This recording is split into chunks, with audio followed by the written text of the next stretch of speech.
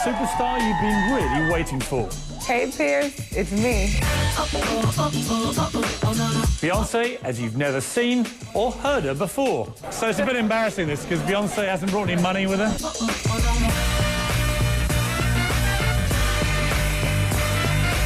The woman behind the legend, from Texas schoolgirl to international singing sensation, and her life with husband Jay-Z.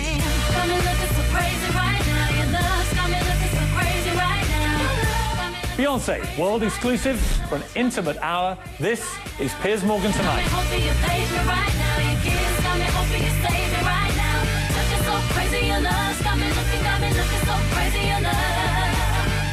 Beyonce has won over a dozen Grammys, and she may have to make room on the shelf for a few more, because just hours from now, she releases her new album entitled 4, and Beyonce is with me now. How are you? I'm so wonderful. It's so nice of you to come all this way to London so that I could interview you in my own backyard. Yes. And the fact you had Glastonbury last night... Had nothing to do with a coincidence. Yeah, it's just a coincidence. Now, I sat and watched you, had a couple of beers, turned on the television and watched Glastonbury. You were the first ever woman to headline at Glastonbury, an amazing achievement.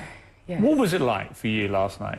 Well, you know, I'm still walking on the clouds. I'm still kind of shocked. I can't believe what happened to me happened yesterday. And I think it's because I've seen Glastonbury in photographs, and I've seen it, you know, when I've traveled here and on television, and only amazing rock stars perform, and it's just the coolest festival. And I was able to see my husband perform there a couple years ago, and it was one of the most exciting nights.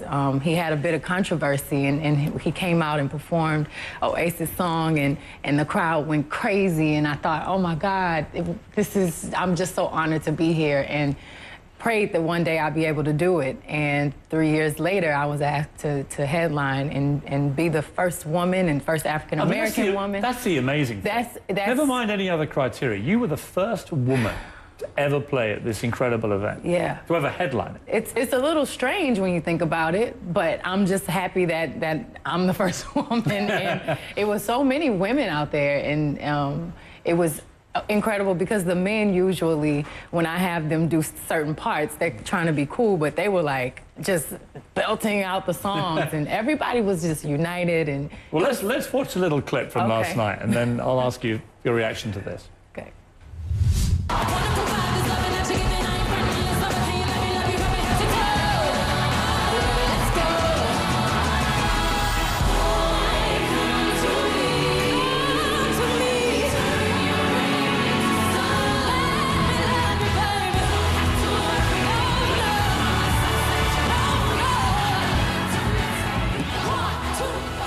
I mean, watching that, I was struck by several things. One was the glint in your eye when you said you'd always wanted to be a rock star. Like you finally felt you were a proper rocker. Exactly. Is that what Glastonbury does to you? It makes you feel that? It's the mud, it's all of the beautiful people. Everyone is... Well, a lot of them are quite ugly, actually. No, I love it. It's not about fashion, it's not about trying to be cool. Everyone just is cool. And that's what I love about it. It's not about your production, it's not about how many hits you have. It's about good music and everything coming from the inside. And everyone has so much love and appreciation for a good performance. And you know, I love when I can not have to think about all the other things that are not as interesting, and I can just belt out the songs and dance from the heart, and I know that it's appreciated. So here's the weird thing. Watching you last night, you seemed about 20 feet tall. You were like this giantess coming at me in my big widescreen TV, right? And then I meet you, and you're quite tiny, aren't you? People say that I'm a lot smaller than they think I am on TV, but I think they do it. They say that to everyone. They say it to other girls in Destiny's Child. They say it to my husband, to my mother. I think it's just the television. I mean, the thing that struck me watching you about I've never watched a whole Beyonce concert before, so I was fascinated to see how you go about this. A, the energy levels that you kept up were extraordinary. B, the size of your heels. How did you stay up? Isn't it really wet that stage? It was very slippery. And the first song, I was like, oh, okay, am I gonna make it? I thought I was gonna have to switch shoes. And I actually had wellies on the side of the stage just in case. But I've been practicing in heels since I was 13 years old. And to be honest, it's kind of second nature. The heels are second nature. It's just a part of it. Whenever I rehearse, I have on my heels. And well, the whole theme of last night was, I don't like the phrase girl power, but it was about the empowerment of women. Yes. You were like strutting around that stage, making men like me feeling pretty useless at home. Thinking, I have no right to even be near this woman. Not at all. Quite intimidating, this kind of thing you do. No, but I definitely feel that it is my job to empower women. And I remember having this dream that my band was all females, and I told my male band at the time, I'm sorry guys, y'all are so talented, but you're not women. And they all had wigs on. They came to the last performance like, we can do it. But I found these incredible women and incredible background singers, and I do have men on the stage as well. I have great male dancers. Up or washing your shoe heels for you? No, they're some incredible dancers, and it's great to have that camaraderie. I feel like I learned so much from the other musicians, and it makes me want to be a better musician. What do you feel when you're there and you've got 175,000 people going crazy? This is never going to happen to me. Much as I'd love to think it will, it isn't. Those days are over. When you walk out and you get this surge of energy from a crowd like that, you've never performed to a crowd that big. No. What does it feel like? Well, before I performed, I was so scared. I was like a leaf. I was really, really afraid. And I had to just say, forget that it's 175,000 people and pretend it's just like the show you did 2 days ago and you've been doing this your whole life, and just have fun. And, you know, we all got together, said our prayer, and we took our breaths and tried to exhale all the negativity, and I just had to tell myself I deserve it. I'm a diva. I've worked hard, and I psyched myself up. And once you hear the crowd and you get past the first couple of minutes, then it's time to rock. It's time to have a good time and enjoy it. So I love that phrase, I'm a diva. You say that proudly. I do. A lot of stars, they sort of shy away. I'm not a diva. You love being a diva. Well, because I've met what a diva is supposed to be. And I've met, you know, Patti LaBelle, and I've met Tina Turner, and I've met these incredible women. What is a true diva? Graceful and talented and strong and fearless and brave, and someone with humility. And I think, you know, it's an appropriate time to be a diva. And, you know, I did not show up in my costume that I wore yesterday because... I was kind of hoping you might. It wasn't really a costume. Yes, it was more like a bit of beachwear. You slapped a jacket on. No, it was not. It was a costume. And I did not wear that because it's appropriate for the stage. But there is a certain mentality and a certain aura that's appropriate for the stage, but it's only appropriate So for what went the into the stage. thinking for the outfit for me then? I'm fascinated. I mean, when you woke up, you thought, it's Piers, it's CNN. You know, I just tried on a few dresses, and I like the color. Yeah, but come on, humour me. How many did you try on before you thought... I tried on two. I tried on Really? the red suit, and I tried on this, and I said, I like the color. It makes me feel happy. What made you think that was the right one for me? It's all about the color. It's a beautiful day. It's the warmest day here. It's the warmest day in Britain for 5 years. Exactly. You brought the heat, lady. Yes. What I'm fascinated about with your new album is the fact that you took this year off before you did this. This is a woman who's worked so hard in the way that your parents did before you. When you had this year off, what did you learn about yourself? I learned a lot about myself. The biggest thing I learned is I love to perform. I love music. I love what I do. I love singing in the studio and writing songs and coming up with video treatments, to the point that during that year, I do not count the 72 songs I recorded as work, because it's what I was born to do. And I learned balance. I learned the importance of taking time for myself. And I was moving around so much that I had no idea that I really have 16 Grammys.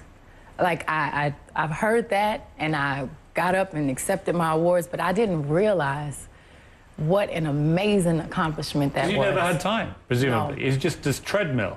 Yes. The more successful you get, the less time you have to enjoy anything. Exactly. So finally you went, enough. I'm having a year out. I'm going to enjoy what I've achieved and a bit of real life. What was the most fun you had in the real world?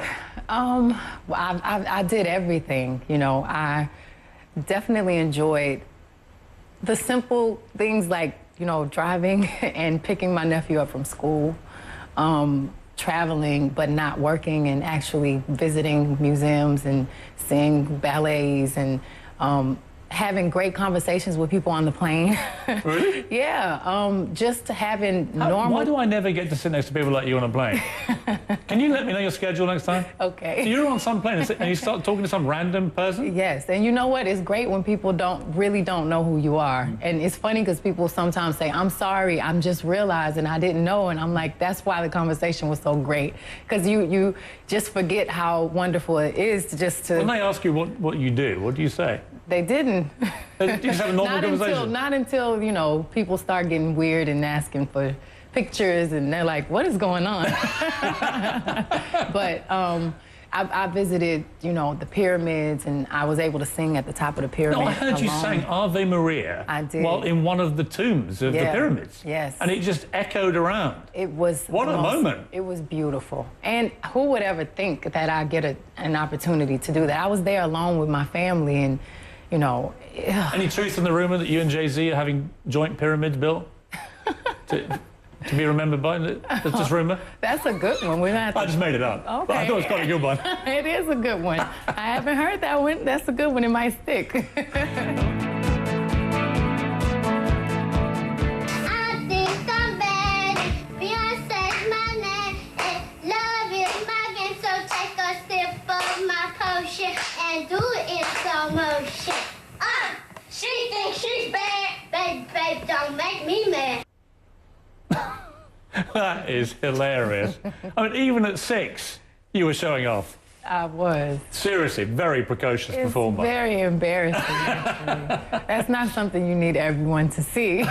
But even as a kid, can you remember the thought process when you were that young? Did you always know, I am going to be a star, I don't care what it takes? I didn't at all know that I was going to be a star, but I did know that I felt very comfortable when I was on the stage. I was really shy, and I did not speak much. I was more comfortable with adults because my mother owned a hair salon, and I stayed in her salon. I was in grown people's business all day trying to listen to their conversations. And when I got on the stage, you know, my mother put me in dance lessons, and I really loved it. And I think, you know, when they saw me perform, they were like, wait a minute, she's like in heaven. And they realized that it was where I could step out of my shell, and I just felt the most like myself. And I thought that last night watching it. You Really? just seemed like in utopia for you. Absolutely. Like it just couldn't get better. And yet I keep hearing how shy you are. Last night, I mean, I've never seen such self-confidence in almost any performer. Where do you get it from? I mean, how do you create that kind of aura when by nature you're not really like that? I don't know. I think for one, I'm not shy anymore. I am the person at the dinner party that is quiet and observing and having a one-on-one conversation. I get embarrassed when it's a lot of people and a lot of eyes, and I'm still that way. I wouldn't say shy, but now, you know, on the stage, I've been doing it for a while, and it's my place to be me and to be free, and I don't feel like I'm being judged. I feel like it doesn't matter how irritated I am or angry I am or excited or in love or whatever emotion. When I get on the stage, I'm just purely free. And I feel so honored every time I get on the stage because I know, you know, I've been doing this for 15 years and it's what I love to do. And so many other people that love to do the same thing and they don't get to perform in front of 175,000 people. A lot of performers come from quite damaged backgrounds or dysfunctional in some way. What's quite refreshing about your story is it's not really like that. You came from a remarkably successful family, and not lots of money, but your dad was a top Xerox guy when he was young. Your mum ran this incredibly successful salon. And they both taught you, A, that if you want to be successful, you've got to work really hard. Absolutely. And it seemed to me they taught you about the importance of when you get there to be humble, to not lose the sense of who you are. They absolutely did. I learned, you know, my mother worked 13 hours a day, and I never heard her complain. I mean, she worked until her feet were calloused.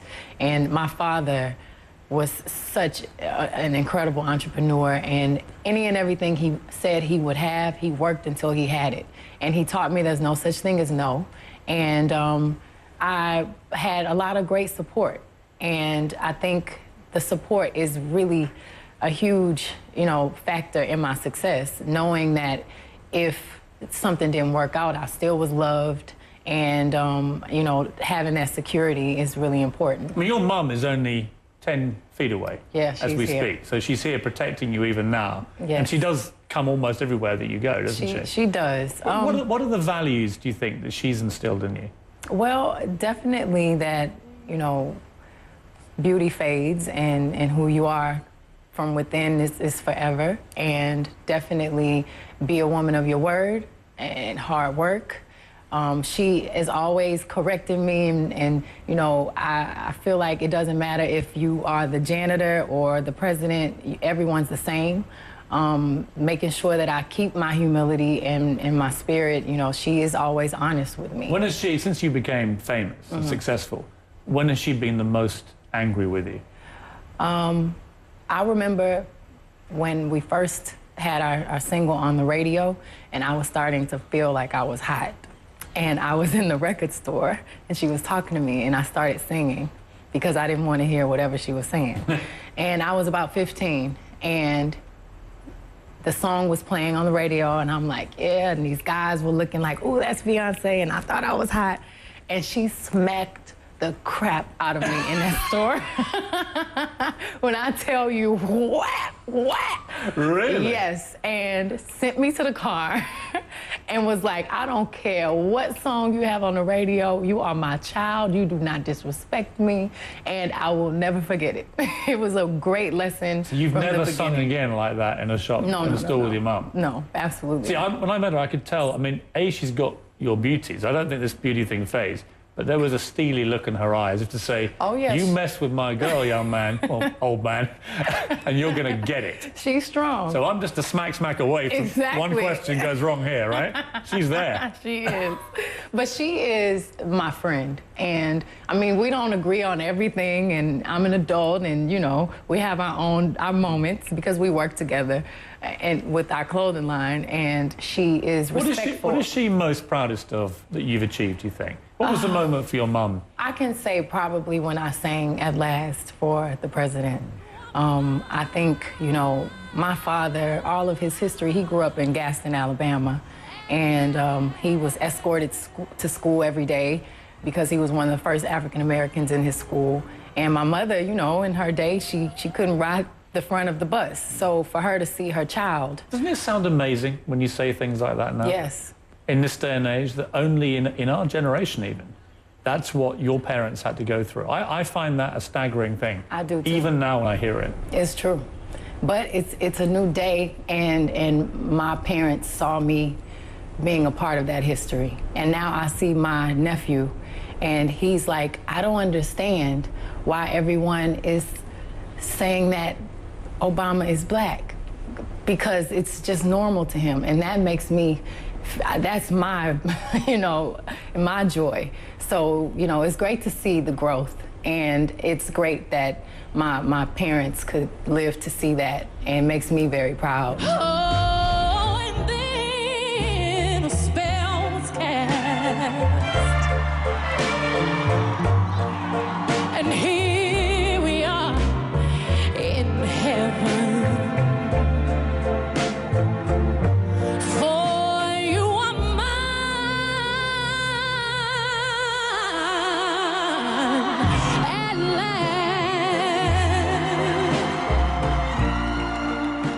Have got a pair of chops on you, haven't you? Thank you. Wow, you belted that. I mean, waiting before you went to sing that, knowing the background, knowing what you've told me about your parents, the struggle they'd had to come through, like so many African Americans in America. And then here, you have Barack Obama has become president. This sea change. And on the night that America celebrates, you are selected to sing. What are you feeling just before you go out? Right now, I'm very emotional because it's like I'm reliving it, and it was really powerful and overwhelming. And I kept telling myself, okay, this is not about you. You have to do this for them. You have to do this for history. And it's the only way I was able to get through that song because I wanted to bawl and I wanted to stare and I wanted to watch and I wanted to, but I was a part of it. So it was probably oh my God, I can't believe I was there and I can't believe it was my voice for that moment. And so honored, and so many memories, so many stories from my father and my grandparents and my mother, and just all going through my mind, and it was really fantastic. Have you had to put up with racism as you grew up? Did you experience the bad side of it? A bit, but I feel like now people, at least with my career, I've kind of broken barriers, and I don't think people think about my race. I think they look at me as an entertainer and a musician, and I'm very happy that that's changing because I think that's how I look at people, and that's how I look at my friends. It's not about color and race, and I'm just happy that that's changing. And there was a moment around that time when you had the most powerful man in the world, Barack Obama, African American. You had the biggest TV star in the world, Oprah. You, the biggest singing star in the world. Tiger Woods was then the #1 golfer in the world, which would have been unthinkable 20, 30 years before. Exactly. The sea change really came through personal achievement as much as anything else. Absolutely. Did you feel that? I did, absolutely. And I'm proud of it. And I'm just praying that we continue to grow and people continue to see the right things in people. What did your parents say after you performed at the inauguration? Oh, my mom cried forever. And I did too. It was a beautiful night. And like I said, definitely the most proud moment for her and for myself. And the president, what did he say? I did. First lady. You talked to them? I did not speak to them. I wish I had it like that.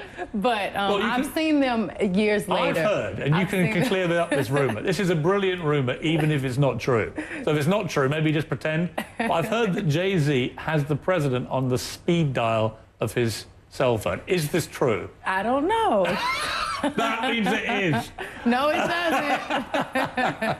They are amazing. They are wonderful. And I just worked with the First Lady with the Let's Move initiative, and it was so beautiful how much Because she's passion. a remarkable woman. She is. Whatever side you are on the political divide, or whatever your view of how he's doing as president, Michelle Obama has barely put a foot wrong.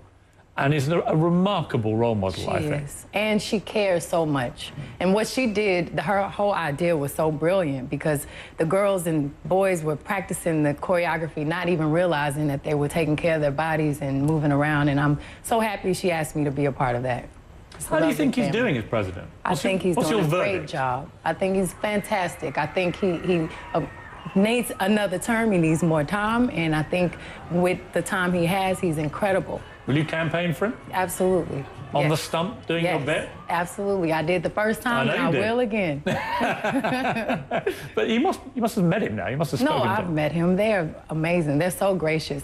He has got around to thanking you, I hope. Yes, of course. Of course. And we performed. I performed at the White House, and they were so gracious. They not only spoke to me, they spent time with every single member of my band, and they're just the epitome of class and heart. It's beautiful. America's going through a sort of difficult phase. Everybody knows that when you're there. Economically, very, very tough conditions. Obviously, various wars going on as well, a lot of drain on resource. What do you think, when you look at America now, what do you think America needs to get itself back on its feet properly? Well, I think we're getting there. I think we need Obama, and he's doing his job, and we just have to believe in him and trust our president. And what do you think about what I detect as a slight lack of confidence in America? You're an incredibly confident American businesswoman. Yes. What advice do you give to people? Maybe they've lost their jobs, maybe they're going through difficulty. What advice do you give them as someone who came from no money to build this empire through hard work? What do you say to them? I would say to continue to work hard and don't give up on your goals. And I know for me, like I said, I grew up watching my family struggle, and I grew up with a family that was successful but not born successful. And I believe with hard work and with a goal and love and positivity, then eventually we're going to be fine. Well, talking of love and positivity, I'm going to have a little break and come back and talk to you about the man in your life. Uh-oh. Which I know you love to talk about.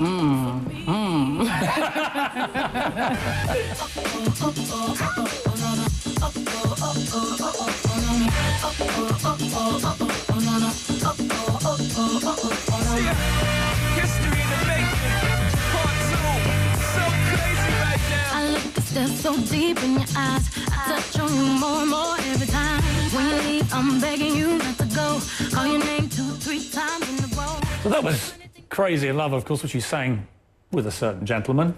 Yes. Mr. JZ, as we call him in Great JZ. Britain. JZ. Now, I sat opposite your husband at a dinner, and I didn't know what to expect. You know, you hear sort of ferocious rap star coming to town, everyone battens down the hatches. In walks this guy, immaculately dressed. I mean, immaculate. Incredibly charming, friendly, easy to talk to, funny, very, very funny. We had 2 or 3 hours just talking about life in the universe, a little bit about you and stuff. And I was really impressed with him. And I don't say that just to make you feel good. I actually was genuinely struck by, you know, he's not just a successful singer or a good businessman, he's a good man. It struck me. You could have had your pick of any guy. What was it about JZ? That's the last time I'm calling it that, but it gets me a free laugh in American. I feel the same way you feel. And Jay and I have kind of made a decision that we want to be known for our music and you know, not our relationships or scandals. And it's hard because sometimes it's like, okay, I can't talk about him, but he's amazing. He's amazing. And I agree with all of the things that Occasionally, you she's just said. better sit back and go, you know what, my husband's a pretty cool guy. And he is. And he is a pretty cool guy. He really is. He was there last night supporting you. Yes. He's abandoned you with me to go to the tennis, which I'm Yes. personally quite pleased about. I'm not. No, I'm happy to be here with you. But when you sing a song like Crazy in Love, how many times have you been crazily in love in your life? Not many. Not many at all. And then you meet this guy, Yeah. and that's it, bang. I definitely had a very natural friendship and connection with him. And I mean, we've been together for a very long time, and I'm just very happy. What does love mean to you? Proper love. Well, you know, love is the foundation of everything I do. It's inspired. My music is inspired by love, and from my family, from my husband, from my sisters, and it gives me the security and the confidence that you see on the stage. And it is, I mean, most people say you have to have had your heart broken to sing with real emotion. I don't get the sense that you ever have. I've had my life experiences, definitely. I mean, I haven't had this perfect, flawless life. And any relationship, you go through issues and you have to learn each other, and you grow and you have painful moments. And I feel like, you know, a lot of my life experiences I used in this album, there's a way that I'm singing that's very different. And I think I had an epiphany when I did Cadillac Records, when I played Etta James, because for the first time I had to sing from a different place. She was addicted to heroin, and I've never done any drugs, so I had to use, you know, the most painful emotions and memories of my life and sing from that place. Let's just hold and watch a clip from that, because it was an incredible performance. Thank you. And we'll talk about it after this. You wouldn't even begin to know my problems, baby. Hey, let me.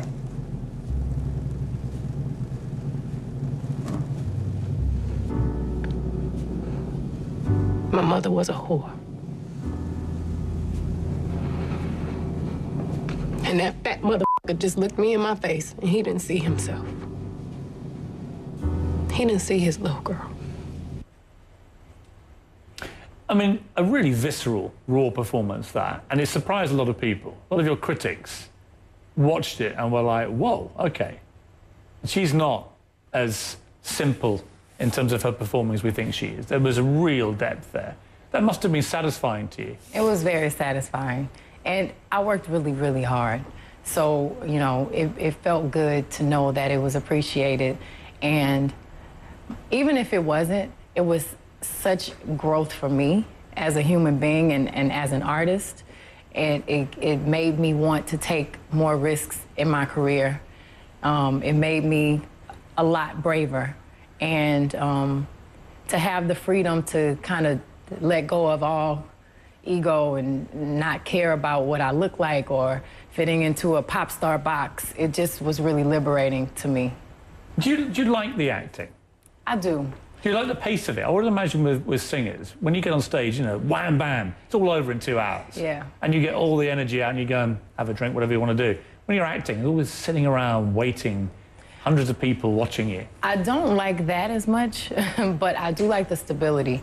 I like being able to go to the same place every night and your call time is around the same every morning and you're around the same people for 6 months and you don't have to travel 100 places. So you kind of build a family relationship. And because I've been touring since I was 13, that is something I haven't had in my life. How do you like doing those love scenes? I don't like them. Do you not? No. They're uncomfortable. But after maybe... Even if it's like Idris Elba, as you had that time? No, it's uncomfortable. I mean, he's a good-looking guy. He is, but, you know, it's weird because, you know, I didn't grow up acting, so I've done 6 or 7 movies, which I've done kind of some romantic scenes in maybe 3, so it's still new to me. But I realized that, you know, it's a part of it, and after a few times, it kind of becomes choreography, so it gets a little easier. Must be uncomfortable. I couldn't do it. It's strange. It is. I mean, actors don't say that, but I feel that it's strange. Now, Beyonce, it just wouldn't be right for you to be in my hometown of London and I don't introduce you to a classic English tea. I am very happy. Because I know that despite your very svelte physique, that occasionally you do have lapses and you have these mad eating days, right? I do. And Pizzas, I missed it yesterday. Fries, it all goes swilling in. Yes. You couldn't have it yesterday because of Glastonbury. Yes. You now have a piping hot cup of English tea. Then what you need, especially on a hot summer's day like this, is a scone. I'm going to prepare one for you. Okay. And what is this pronounced? It's called a scone, or if you're really pretentious, you can call it a scone. Okay, which is what people who think they're members of the royal family or ought to be call them scones. Okay. So you take some cream. It's about as fattening as it can possibly get. This delicious. Take a bit of fattening cream. You take some jam like this, slop it all on, and you put it together. And this is an old-fashioned, and it basically gives you a heart attack in about 5 minutes. But on behalf of Great Britain, thank you very much. There is your first ever scone. Okay, I'm going to try it. Okay, do I just go away? Just go for it. Okay. Now, how good is that? Seriously. Delicious. I love it. Seriously. It's very the good. tastiest thing you're ever It's going to like eat. a Popeye's chicken biscuit. My favorite. I know I'm supposed to be proper. I'm having tea. It's pretty delicious. cool, isn't it? I love it. Isn't it nice? The cream is so great. You've spoken quite honestly and openly about occasionally having slight weight problems in your life. How have you dealt with them? And what advice do you give your female fans in particular who may be going through that period in their lives? Well, I have found my personal goal, my ideal weight for myself, and I try to stick with that. You can't let anyone tell you what, you know, your best is. You know what your best is. And I work at it. You know, you can have whatever you want. It just takes work. You're 29 years old. Yes. And in September, the 30. looming, dooming big 3-0 is emerging in your life. You're pretending to be very, very thrilled about this. No, Are you? I am absolutely serious. I can't wait because 29 is very strange. You're still in your 20s, but you feel like you're supposed to be 30, and I feel like a woman. I feel, you know, like I'm very aware of who I am, and I feel great. And I feel like 30 is the ideal age because you're mature enough to know who you are and to have your boundaries and your standards and not be afraid of too polite, but you're young enough to be a young woman. I'm so looking forward to it. You see, when I hear you speak like this, in this mature, sensible, rational way... It's the truth. Yeah, but it's beginning to sound a bit like your mother, which makes me think No. you're now heading to the right kind of time in your life. I'm turning into my mom. No, I didn't mean that. You're trying to say I need to have a baby. I didn't even ask the question. Okay. I always said I would have a baby at 30. I know you did. I'm 29. Exactly. But I also said I was going to retire at 30. So I don't know. So it could be a big year. Who knows? I'm not retiring. Can we expect the little patter of little Beyonce and Jay-Z's? You know, only God knows. Only God knows. Would you mind asking him to tell me? I will. I will have a conversation. I whisper, but you can't tell anybody else. Now, we're going to go off in a moment to do a very exciting thing involving your new album. But before we go, if I could ask you to replay the greatest moment of your life, the moment, the 5 minutes maybe, that you would replay if you had the chance, what would it be? Oh, that's a tough one. So far? I talked about, I think, 2 of the highlights, which is Glastonbury and performing for the president. I was kind of hoping that you were going to say tea and scones But with that's because you didn't give Piers. me a chance. You just... So for the record, You the ruined greatest it. moment of your life? Absolutely speaking to you today, Mr. Morgan.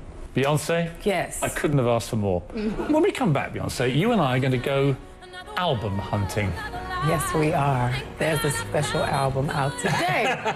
So I hear. Yes. I hope they're stocking it. I hope they are too.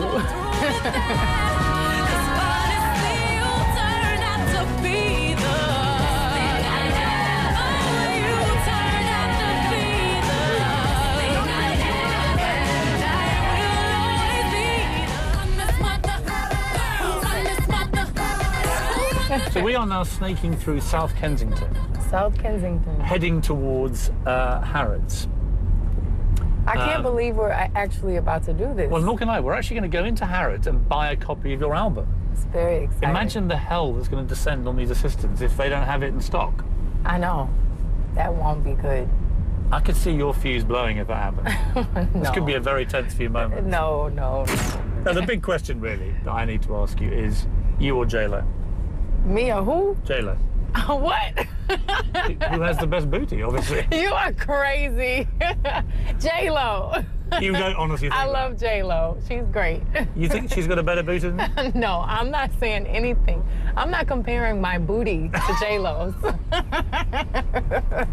Who are the real rivals for you? And don't pretend you don't have them, because everyone needs rivals. Who are the names you look for to compare yourself to in terms of success? Well, to be honest with you, in the past, I've always looked at my last performances and my last chart positions and tried to figure out how I can better myself. I don't feel like I really have any, I don't want to say rivals. There are people that I respect. There are people that I admire. Like, I love Gaga. She's like, not even more than an artist, as a human being. She's just so genuine and such a really nice person and brilliant. But I can offer you, I'm like the magic genie, and I can offer you complete anonymity again. You're never going to have another prying camera. You're never going to have a weirdo fan. Just complete privacy for the rest of your life. The only deal is you have to be poor. I don't know. Because I'm thinking that I would probably go back but then that means I wouldn't be me. I don't know. It's a tough thing because I'm happy with my choices in my life and I'm happy with my life. So I don't know. Does money bring happiness to you then? No. It brings some happiness. It brings comfort. But absolutely. I always think that if you have a lot of money, you don't have to worry about money. You don't have to worry about it. And a lot of people in the world have to worry about money. They do, and it's tough. It's extremely tough. We've been through times in our family where we had to worry. It's stressful on relationships, on everything. And I'm very happy that I don't right now. Who knows, you know. Look what you did. I'm sorry, I can only apologize. It's the bane of my life. They follow me everywhere. Here we go.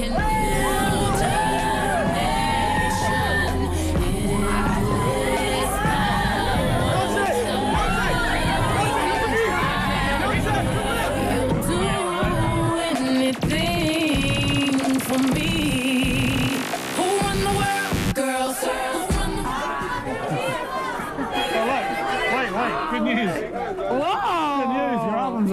It is. That looks so cool. I think we need to buy one, don't you? I think we do. Hey, good news. We can actually probably get two. Okay. All right? That is great. You can afford it, right? I didn't bring any cash. You want me to buy them? Yes, I think. How much are you worth? Seriously, the $100 million woman, you're making me buy your own album? I don't have any cash. I'm sorry. Seriously? This is really awkward. I better check.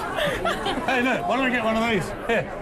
Winning. It has to be. Mm-hmm. It's the perfect t-shirt. It is. I'm going to get you one of these in one of your albums. Okay. I can't do fairer than that. After you. Thank you. That's That is great. Quite a racy little number, huh?